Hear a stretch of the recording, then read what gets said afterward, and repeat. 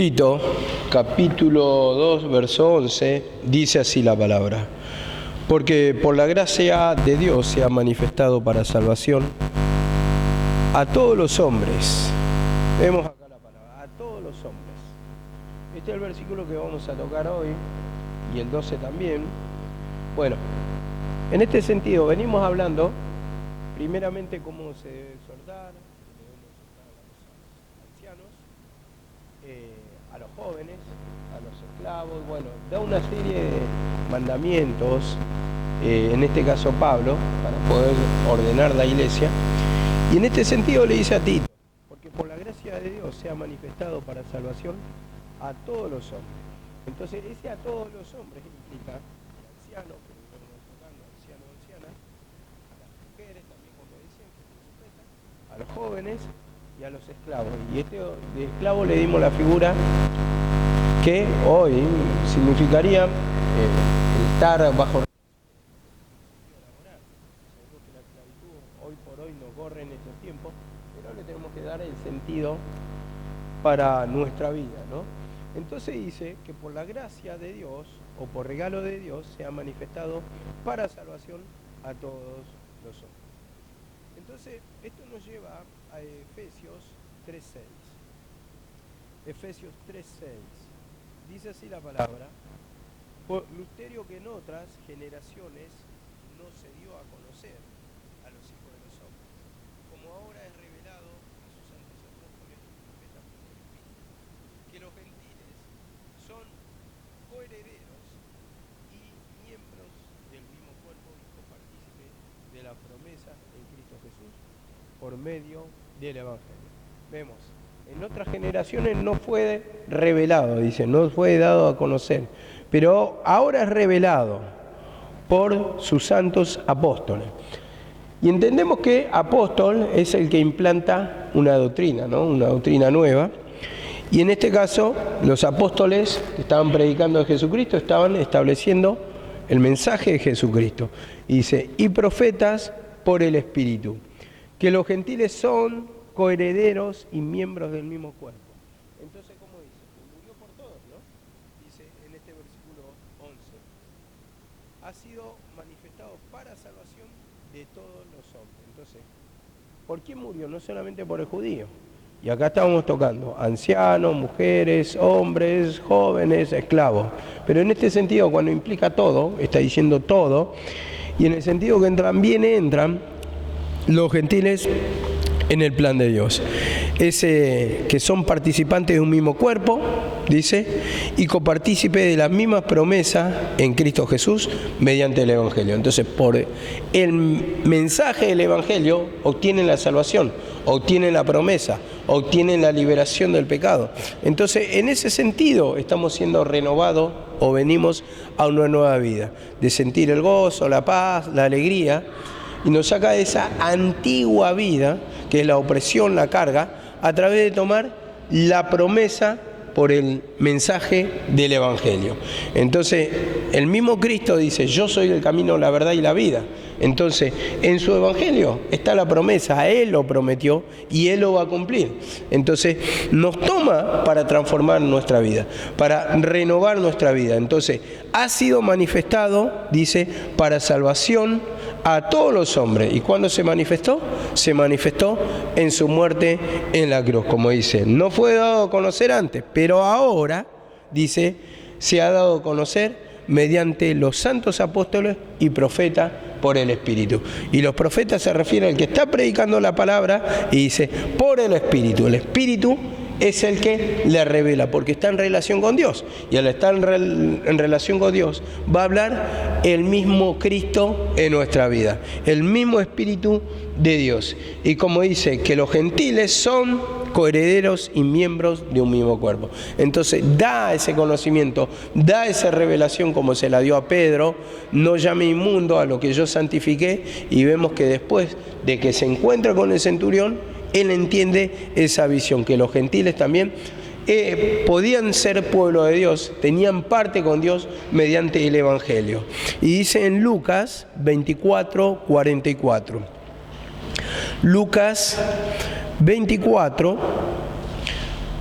44, amén, dice así la palabra: y les dijo, estas son las palabras que os hablé, estando aún con vosotros, que era necesario que se cumpliese todo lo que está escrito de mí en la ley de Moisés, en los profetas y en los salmos. Entonces les abrió el entendimiento para que comprendiesen las Escrituras. Y les dijo, así está escrito, así fue necesario que el Cristo padeciese y resucitase al tercer día, y que se predicase en su nombre el arrepentimiento y el perdón de pecados en todas las naciones. Vemos, en todas las naciones. Que se predicase ¿qué? El arrepentimiento y el perdón de pecado. Entonces hubo una muerte, y a través de la muerte, que dice, fue necesario que el Cristo padeciese y resucitase, dice, y que se predicase en su nombre el arrepentimiento y perdón de pecado. Y esto ya estaba escrito, como dice, ya había profecías, porque dice, así estaba escrito. Entonces eso lo llevamos en Isaías 53, creo que en Salmo 122, y hay algunos salmos más o algunas profecías que lo dicen. Pero no solamente por las profecías tan claras, sino que ya la figura de la ley ya lo estaba predicando encubiertamente, ¿no? Como el sacrificio, por ejemplo, del cordero, cuando Abraham toma a su hijo Isaac y lo iba a sacrificar, entonces Dios provee el cordero y dice que después sacrificó el cordero. Entonces es figura de que tomó nuestro lugar, nos dio la salvación y nos da la liberación, una nueva vida, una nueva oportunidad. Y dice así la palabra: que se predicase en su nombre el arrepentimiento, en el nombre de Jesús, el arrepentimiento y el perdón de pecado en todas las naciones. Entonces, esto se cumple, arrepentimiento para perdón de pecado. Entonces, cuando uno se arrepiente, va a recibir la liberación. Y esto ya lo venía profetizando también Juan el Bautista, cuando dice, arrepentíos, arrepentíos. Entonces, arrepentíos o pereceréis. Entonces ya al mismo pueblo de Dios, a los mismos judíos le estaba hablando del arrepentimiento. Y cuando se presenta el Cristo dice, este es mayor que yo. Yo no soy digno ni de desatarle la correa de su calzado. Reconociendo al Cristo, reconociendo al Salvador. Y dice acá también, en primera de Timoteo 2.4, primera de Timoteo 2.4, dice así la palabra: el cual quiere que todos los hombres sean salvos y vengan al conocimiento de la verdad. Porque hay un solo Dios, dice, un solo Dios, un solo mediador entre Dios y los hombres, Jesucristo, hombre. Vemos acá la palabra, el cual quiere que todos sean salvos. Esa es la voluntad de Dios.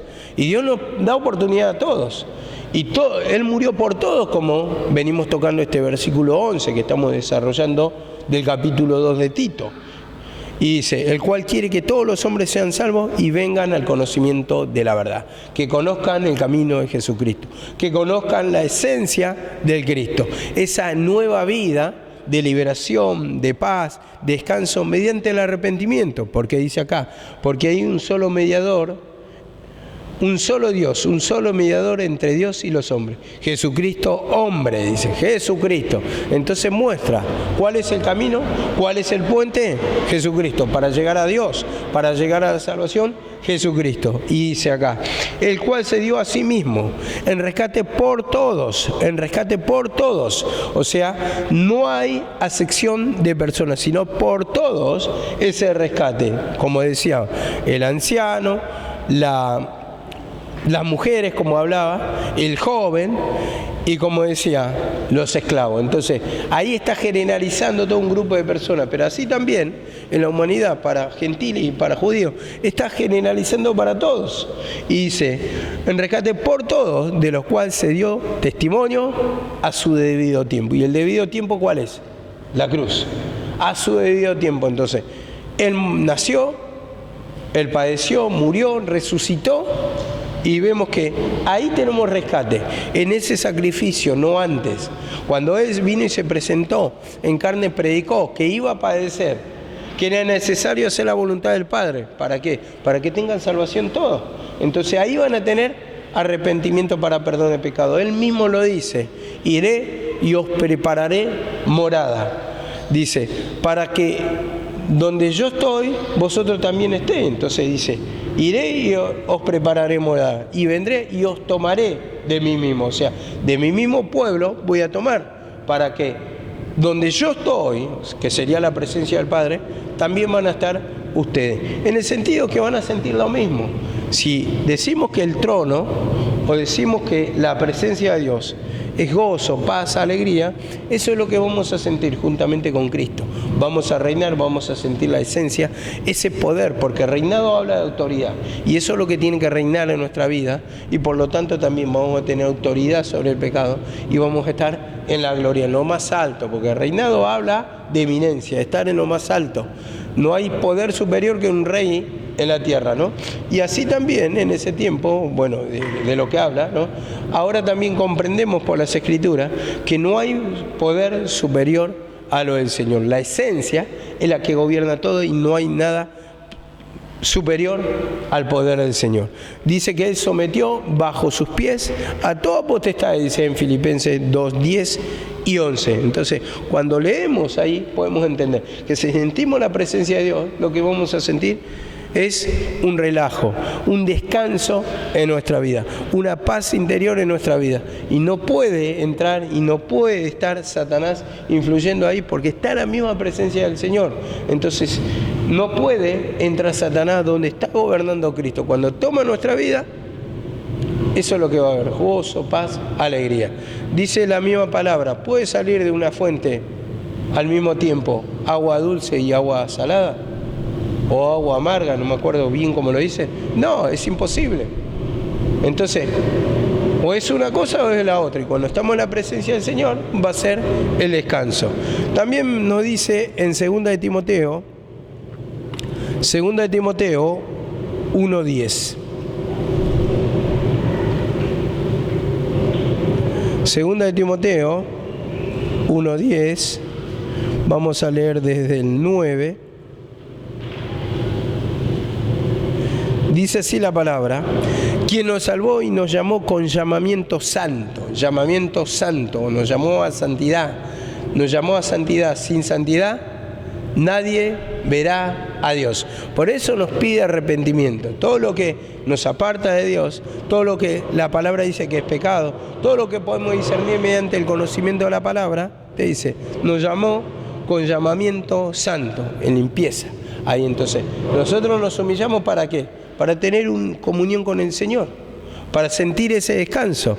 Y dice, no conforme a nuestras obras. Y eso se lo apuntan los mismos judíos, no conforme a las obras de la ley. Es lo mismo, lo que dice también en Efesios, que somos salvos no por obras de la ley, sino conforme a su gracia. Y esto lo mismo dice, con llamamiento santo, que es con la limpieza, con el arrepentimiento, con reconocer el pecado, no conforme a nuestras obras, lo que podemos hacer nosotros, y para los judíos representaba cumplir las obras de la ley, sino según el propósito suyo y la gracia que nos fue dada en Cristo Jesús desde antes de los tiempos de los siglos, según su propósito, según su voluntad, según su plan. Y la gracia que nos fue dada en Cristo Jesús antes de los tiempos, que nos fue dada. La gracia quiere decir regalo, por el cual no se hace merecimiento. Un regalo, yo creo que vos regalás porque amás a la persona, no porque hace una obra de bien por vos, sino que tenés el deseo de regalarle. Entonces, un regalo quiere decir algo gratuito. Y no necesitas merecimiento, sino simplemente tener relación con una persona, y la persona de su pura voluntad, por sentir afecto hacia vos, te da un regalo. Y dice, y la gracia que nos fue dada en Cristo Jesús, el regalo que nos fue dado mediante Cristo Jesús, o en Cristo Jesús. Y esto está hablando de salvación. Esto habla de liberación, antes de los tiempos de los siglos. Y cuando dice antes de los tiempos de los siglos, se está refiriendo que esto ya estaba planeado de la eternidad. Yo lo entiendo por este versículo. De la eternidad siempre fue su voluntad establecer mediante el sacrificio de Cristo la salvación. Siempre hablamos de por qué Adán y Eva cayeron en pecado. Pero estamos pasando por alto esta palabra, porque justamente si no hubieran caído en pecado, no se da a manifestar esta gracia de Dios mediante su crucifixión. Y vemos que esta palabra, cuando dice desde antes de la fundación del mundo, desde antes de los tiempos ya fue su plan así, o sea que iban a caer sí o sí. ¿Por qué? ¿Por qué? Porque ya era su naturaleza. Entonces Dios permitió así el plan, y ese fue su agrado, salvarnos mediante la entrega de la cruz, en la cruz de su Hijo, en sacrificio. Ahí se mostró su amor, o si no, no se hubiera mostrado el amor de Dios si no hubiera caído. Y como digo, nadie puede consolar a una persona que no está triste. O sea, si la persona está alegre, ¿cuál es la consolación? Si ya está bien. Entonces, permitió una caída, era su plan, se manifiesta al origen, pero no para castigarnos y quedarnos en el origen, en la opresión, en la carga, en el sufrimiento, sino para que pueda manifestar su amor.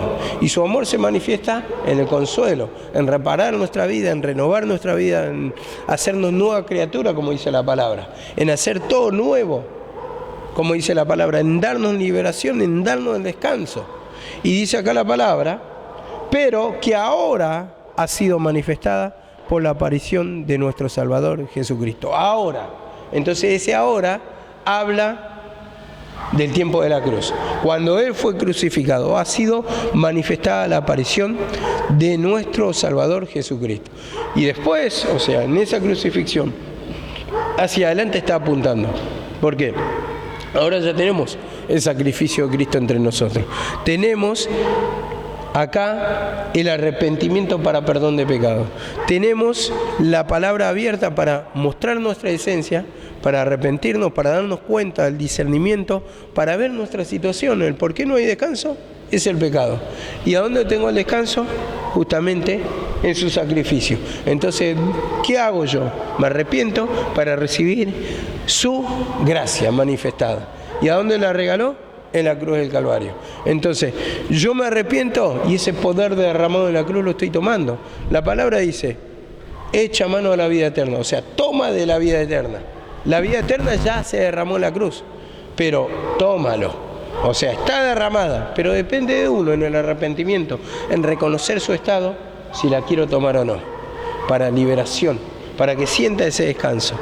Y dice acá en 2.12 de Tito, vamos a tocar el 2.12 también, dice así la palabra, enseñándonos que renunciando a la impiedad y a los deseos mundanos, vivamos en este siglo sobria, justa y piadosamente, renunciando a la impiedad. Impiedad. Una persona impía es una persona incrédula o es una persona sin piedad, vamos a decir. Que es lo contrario a piedad. Entonces, una persona que no siente compasión, que no siente misericordia, que no siente la esencia de Dios, dice, renunciando a toda impiedad, vamos a plantearlo por pecado. Esto puede tener varias explicaciones, pero no me quiero detener acá. Renunciando a toda impiedad y a los deseos mundanos, las tentaciones del mundo, lo que te tienta, lo que entra en tu mente, lo que te gobierna, que está todo fuera o en contra de la palabra, vivamos en este siglo, en esta vida, en este tiempo, sobria, justa y piadosamente. O sea, una vida de santidad, una vida como Dios manda, dice, piadosamente, ser pío, ser santo, buscar la voluntad del Señor, piadosamente, tener piedad. Y una vida pía significa una vida, cuando dice, habla de hombres piadosos, habla de hombres consagrados para Dios. Hombres o personas consagradas para Dios. Una vida en santidad, una vida religiosa para Dios. Eso es lo que quiere decir una vida pía. Y dice, sobria, justa y piadosamente. Entonces Él quiere que nos apartemos del pecado. Entonces ahí es cuando yo tengo que pedir perdón. Ahí es cuando tengo que confesar lo que tengo adentro, lo que me atormenta, lo que me roba la comunión, para que el Señor haga la obra. para que el Señor destruya, porque su sacrificio lo hizo, ¿para qué? Para perdonarme de pecado. Entonces todo lo que siento en manifestación en mi mente, que me trae turbación, que me trae nervio, que me trae enojo, yo tengo que confesarlo ¿para qué? Para que el Señor me liberte con ese poder que se derramó en la cruz del Calvario. Él hizo la obra, pero yo la tengo que, porque todos dicen, Él hizo la obra, pero hay que ver si yo echo mano a la vida eterna, si la tomo. Porque, a ver, Él puede hacer un regalo, te dejé el regalo, pero hay que ver si vos lo tomás. Entonces todo depende de vos. O sea, nosotros nos humillamos y recibimos esa liberación. Y dice así la palabra en Hechos 17, 29 y 30. Por tanto, habiendo pasado por alto los tiempos de nuestra ignorancia, Dios declara ahora a todos los hombres en todas partes que se arrepientan. Que se arrepientan. Entonces ahí recibimos el perdón de pecados, renunciando, como dice en el 2.12, a toda impiedad, renunciando a la vida mundana.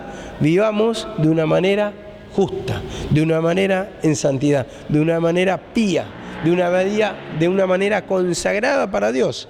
Y dice acá la palabra, declara ahora que quiere que todos los hombres se arrepientan. Y cuando dice todo, es porque todos están muertos en delitos y pecados.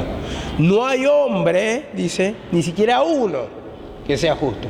Entonces por eso dice, arrepiéntanse todos, porque todos están en condenación, porque no hay justo ni aún uno. Eclesiastés 7, 20, 21 dice, no hay hombre que no peque y que siempre haga el bien. Y dice acá la palabra en el 29, siendo pues linaje de Dios, no debemos pensar que la divinidad sea semejante a oro, plata, piedra, escultura, de arte y de imaginación de hombre.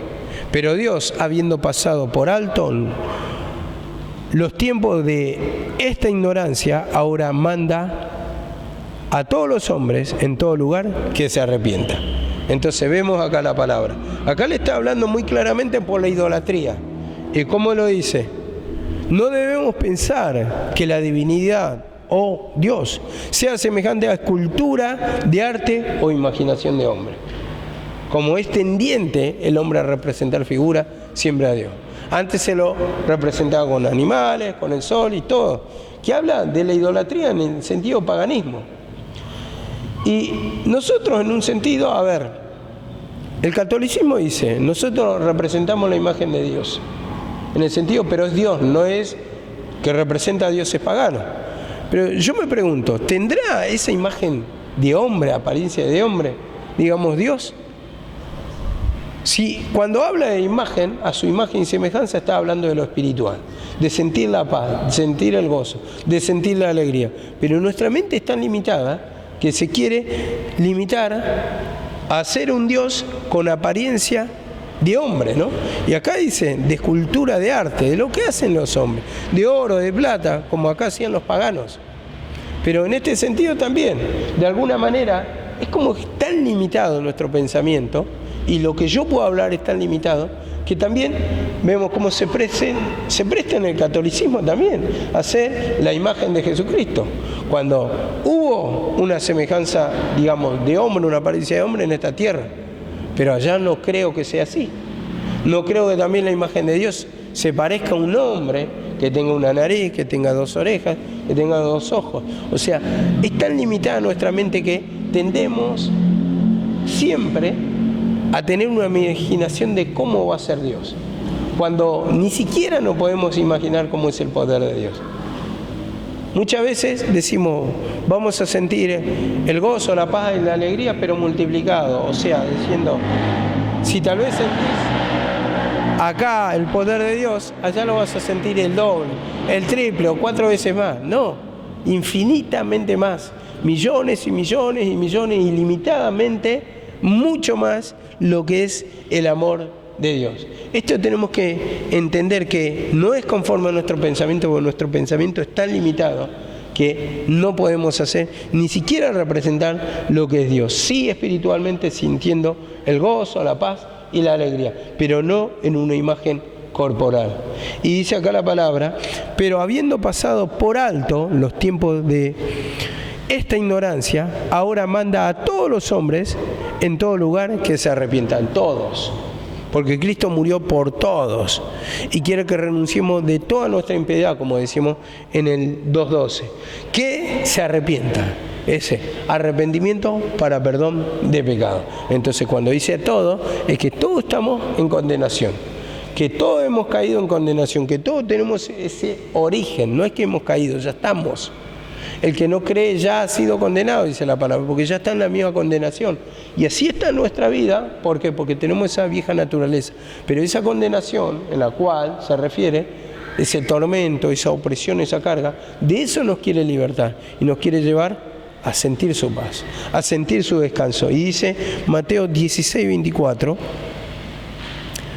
Mateo 16:24, dice así la palabra: entonces Jesús dijo a sus discípulos: si alguno quiere venir en pos de mí, niéguese a sí mismo, tome su cruz y sígame. Si quiere venir en pos de mí, el que quiera, no es una obligación, Dios no te va a obligar, pero sí, si querés llegar a la liberación, a la santidad, tiene que tomar la cruz. Dice, niéguese a sí mismo, a su esencia, a esa naturaleza de pecado, el pedir perdón, el confesar. Tome su cruz. O sea, ¿para qué tomar la cruz?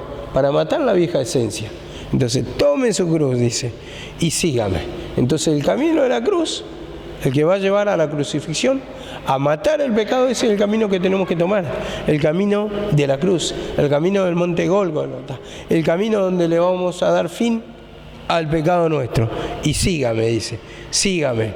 Y este es un camino de crucifixión, es un camino de dolor, que representa para el pecado, pero si vos vas crucificando también de liberación, el bienestar, el gozo, la paz, porque en la cruz que obtuvo el Señor, obtuvo la victoria, la palabra lo dice, consumado es, y habiendo dicho esto, dice la palabra, entregó su espíritu. Él dijo, Padre, en tu mano encomiendo mi espíritu, y después dijo consumado es. Entonces dejó todo en sus manos, y que el Señor haga la obra, que el Señor también haga la obra de nosotros, que crucifique o que crucifiquemos mediante la entrega de nuestro pecado esas cosas que nos hacen mal, que nos apartan de la naturaleza de Dios, la esencia de pecado, la opresión, la carga. Y muchas veces, como es parte de nuestro razonamiento, razonamos y nos duele, porque la crucifixión trae dolor. Había visto un documental una vez que siempre, bueno, en este sentido quedó una frase muy célebre que había dicho, que en la cruz no hay posición cómoda. Y siempre me lo repiten, hay instrumentos que lo siguen repitiendo, que en la cruz no hay posición cómoda. ¿Por qué? Porque en este documental enseñaba que cuando Él, el Señor, estaba en la cruz, estaba colgado así, estaba clavado, y sentía la falta de oxígeno, la falta de aire, y el corazón empieza a bombear más aceleradamente.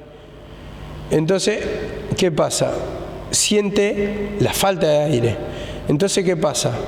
Se paraba el Señor con los pies crucificados, clavados ya. Pero cuando se levantaba así, para darle descanso a su pecho, sentía el dolor en los pies. Y cuando sentía mucho dolor en los pies, quería darle descanso a sus pies, se colgaba así y le faltaba el aire. O sea, este documental enseñaba que en la cruz no hay posición cómoda. Así también, el tomar la cruz para nuestro pecado no va a ser nada cómodo, pero es necesario que muera esa vieja esencia, morir en la cruz. Entonces, como dice la palabra, es necesario que padezca el Señor. Para esto nació. Yo he nacido para esto, dice el Señor. Para padecer, para ser crucificado y para resucitar. Para esto he nacido, dice. Para esto he nacido. Y a nosotros nos dio un nuevo nacimiento para crucificar la carnalidad, para destruir. Y nos creó el Señor para buenas obras. O sea, pasa la vieja esencia y tenemos la nueva esencia. El gozo, la paz, la alegría, pero debe crucificarse la carne. Y esa carne significa nuestro pensamiento, nuestra carnalidad. La misma palabra lo dice, tenemos la mente de Cristo y eso es lo que debe dominar el pensamiento de Cristo. Haya pues este sentir que hubo en Cristo Jesús, el cual siendo Dios no estimó ser igual a Dios como cosa a qué aferrarse, sino que estando en la condición de Dios, dice, se humilló a sí mismo, dice, y se tomó forma de hombre, dice, de siervo, siendo semejante a los hombres, y dice, y sufrió muerte y muerte de cruz, por lo cual Dios, dice, lo exaltó hasta lo sumo y le dio un nombre sobre todo nombre, para que en el nombre de Jesús se doble toda rodilla. Vemos acá la palabra del 2.5 de Filipenses al 2.10. Son los versículos. Y entonces es un camino de cruz. Un camino que duele, pero al final eso es lo que te lleva a gobernar, a estar en la gloria de Dios. Porque ¿qué nos duele? Nos duele nuestro pecado. Es parte de nuestra naturaleza y parece como si te arrancara parte de tu cuerpo, parte de tu carne, en el sentido de que los pensamientos son muy nuestros, entonces duele cuando te corrigen el pecado. Pero después, dice, es verdad que la disciplina, dice en Hebreos 12:11, al presente no parece ser causa de gozo, pero al final da fruto de paz a los que en ella han sido ejercitados. Cuando te ejercitas la disciplina, que quiere decir en la cruz, te va a doler, pero después trae el descanso, después trae la victoria, después trae la paz. Y por eso debemos humillarnos. Y dice así también, en Isaías 55:7, 55:7, dice así la palabra: deje el impío su camino y el hombre inicuo sus pensamientos. El impío su camino, el hombre inicuo, el hombre pecador, el hombre malo, sus pensamientos. Mirá qué traicionero. Dice la palabra en Jeremías 17:9, que engañoso y perverso es el corazón del hombre, mostrando por los pensamientos. Es engañoso, porque creemos que tenemos razón. Pero yo, estando hoy en la palabra y meditando un poco, meditando lo que se predicaba, ¿cómo va a discernir? No puede discernir ni por revelación, no puede discernir ni con palabra, no puede discernir con nada si no está en la presencia del Señor. Después las otras son herramientas. Lo vas a discernir por la palabra, pero ¿cuándo? Cuando estás en la presencia del Señor. ¿Por qué? Porque toma control y dominio la presencia del Señor, y ahí ya estás viendo con la visión de Dios, con los ojos de Dios, porque domina tus pensamientos Dios, entonces te lleva a un versículo, a otro y a otro. O nos dijo Cristo, ustedes no se preocupen por lo que van a contestar cuando vayan adelante de las autoridades. Dice, porque el Espíritu Santo en ese momento le va a revelar. Dice también la palabra en Corintios, el hombre espiritual es el que discierne todas las cosas. El hombre espiritual. Y el hombre que está en lo espiritual, o el hombre espiritual, el que tiene discernimiento, o el que se le acomoda el conocimiento de Dios, es el que va a entender. Porque si no, si nosotros no tenemos humillación, tenemos conocimiento, vamos a acomodar la palabra para nuestro perjuicio. Si nosotros no tenemos humillación, todas las revelaciones van a ser para nuestro perjuicio. Entonces, las herramientas que tenés de parte del Señor van a ser solamente para perjuicio tuyo si no hay limpieza. Entonces por eso nos pide la presencia de Dios. Arrepentite, quebrantate, llegás a la presencia del Señor primero para poder usar bien, para que por el uso de la palabra se cumpla, tengan los sentidos ejercitados en el discernimiento de lo bueno y de lo malo, en el discernimiento del bien y del mal. Entonces, recién con humillación, ¿por qué? Porque te gobierna la presencia de Dios. Y ahí vas a ver todos los pecados así. Se te acomoda la palabra, acomodando lo espiritual a lo espiritual. El hombre natural no percibe las cosas que son en el espíritu, para él son locura. Entonces, cuando entras en el espíritu, ahí esa palabra va a ser bien usada, porque te va a llevar a conocer todos tus pecados. Vas a tener los ojos de Dios, la vista de paloma, como le dice la palabra. Dice también que como las águilas, así tenemos que volar a la altura. Están en la presencia de Dios para que tengamos esa visión. ¿Cuál es nuestro pecado? ¿Cuál es nuestra condición? Entonces, me lleva también ese versículo que quería preparar para mañana. Unge tus ojos con colirio, entonces verás bien. Y el colirio representa la misma presencia del Señor. Entonces, vas a ver bien. Eso está en Apocalipsis 2 y pico, que habla de la iglesia de la Odisea, que se creían perfectos. ¿Por qué? Porque ellos tenían riquezas naturales, pero eran pobres, dice.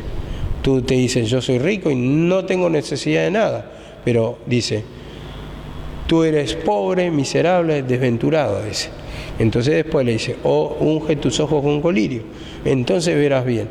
Entonces, por la presencia del Señor, con los ojos del Señor solamente vamos a poder ver bien.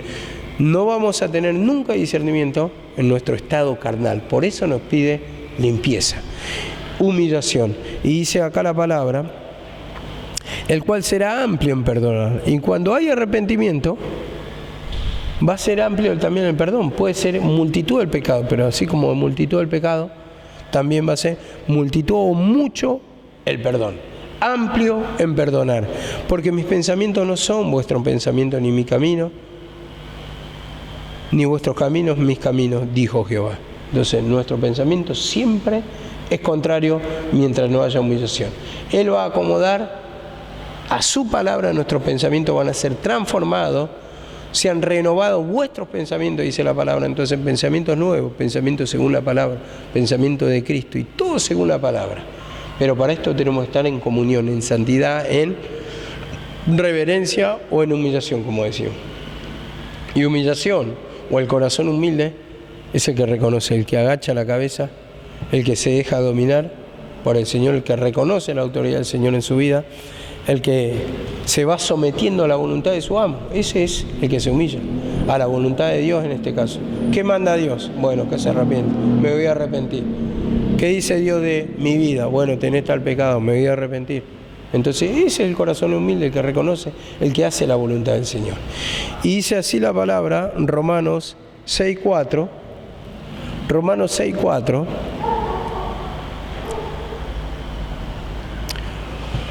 dice así: por tanto, hemos sido sepultados con Él por medio del bautismo para muerte, a fin de que, como Cristo resucitó de entre los muertos por la gloria del Padre, así también nosotros andemos en novedad de vida, o en nueva vida. Hemos sido sepultados con Él, dice, por medio del bautismo de su muerte. Entonces, bautismo de su muerte, ¿qué representa?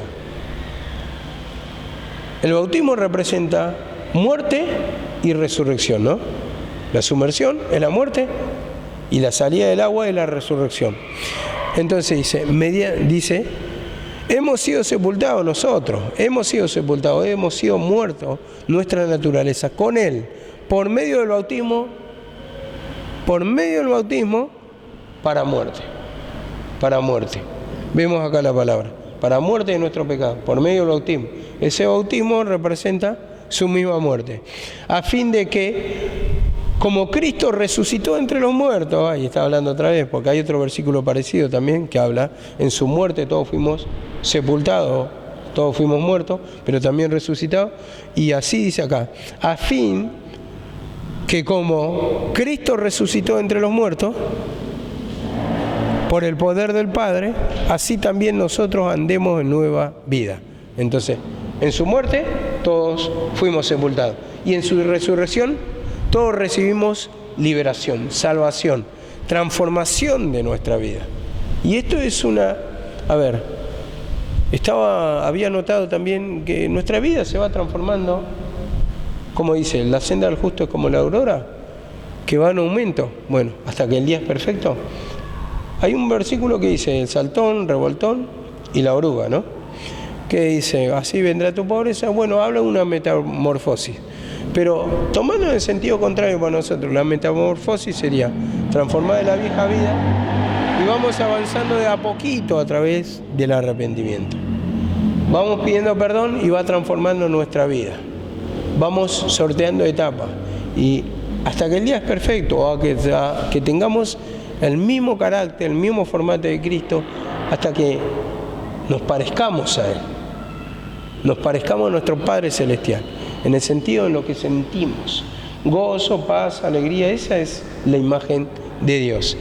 Y dice acá también,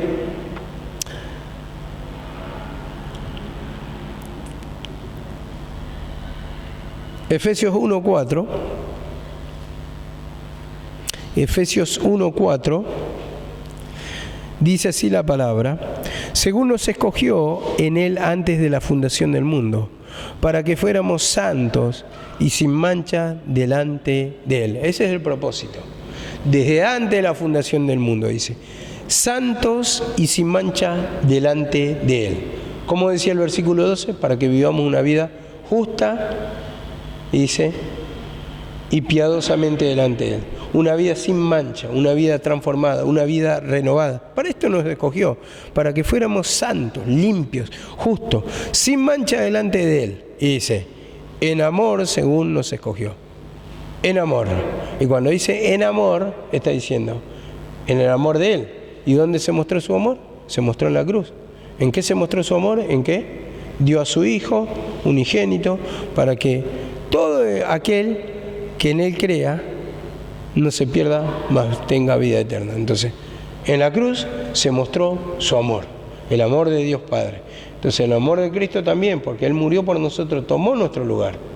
Y cualquier, creo, ¿no?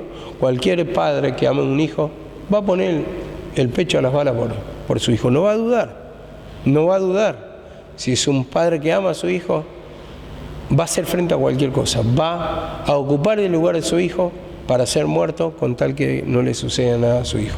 Bueno, ese es el mismo amor que está mostrando acá, que Cristo tomó nuestro lugar porque nos amó, para rescatarnos, para darnos liberación. Y dice, para salvarnos de la misma condenación o la muerte, como lo dice, hablando por el sufrimiento. Y dice, según nos escogió en Él antes de la fundación del mundo, para que fuésemos santos y sin mancha delante de Él. Según nos escogió antes, o sea, un plan planeado de antes de los tiempos. Esa era su voluntad. Esa era su voluntad. Y ahí respondemos otra vez, vuelvo a reiterar, lo de Adán y Eva. ¿Por qué cayeron? Si no hubieran caído, no. Iban a caer porque era su esencia, porque ya lo formó así, pero también para tener misericordia. Dice que al hombre lo sujetó en vanidad para tener misericordia. Entonces, para tener misericordia a Él, entonces, se tiene que manifestar el pecado para manifestarse la consolación o el amor de Dios. Entonces, ese amor de Dios se representa en la cruz, y cuando nosotros aceptamos, nos arrepentimos de pecado y aceptamos a Cristo como nuestro Salvador, en pedirle perdón, en que solamente en Él vamos a obtener la liberación, la salvación, entonces ahí somos libres, en reconocer nuestra esencia. Y dice en el 5, en amor, habiéndonos predestinado. Sí, esto es lo que leí anteriormente, pero me olvidé de borrar la otra parte. En amor, habiéndonos predestinado para ser adoptados hijos suyos por medio de Jesucristo. Por medio de Jesucristo. No podemos tener acceso al Padre, a ser hijo de Dios, si no es por medio de Jesucristo. No se trata de la caída de Adán y Eva. Ya era el plan de Dios así. Entonces, por medio de Jesucristo, según el puro afecto de su voluntad, según el deseo de su voluntad. Entonces, afecto según su voluntad, eso está diciendo. Este era el deseo del Padre, mediante el sacrificio de Cristo, liberarnos, para que vivamos una vida nueva. Y Colosenses 1, 21 y 22, con esto terminamos. Colosenses 1, 21 y 22. Y a vosotros también, que erais en otro tiempo extraños y enemigos en vuestra mente, haciendo malas obras, ahora os ha reconciliado. Erais enemigos. A eso aquí le está hablando, a los gentiles. Extraños y enemigos en vuestra mente, dice. Haciendo malas obras, ahora os ha reconciliado en un cuerpo de carne, dice. En su cuerpo de carne, por medio de la muerte.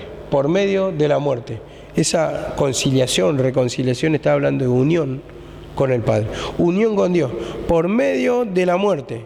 Para presentaros santos y sin manchas, irreprensibles delante de Él. Esa es la voluntad de Dios. Santos y sin mancha. Una vida justa, pura, piadosamente, como decía el versículo 12. Esto es lo que quiere que vivamos, no ya en el pecado, porque tenemos ese sacrificio de Cristo, nos mostró su amor, tenemos las herramientas, tenemos la palabra, tenemos el conocimiento, y por eso debemos pedir perdón para vivir en esta nueva vida. Amén.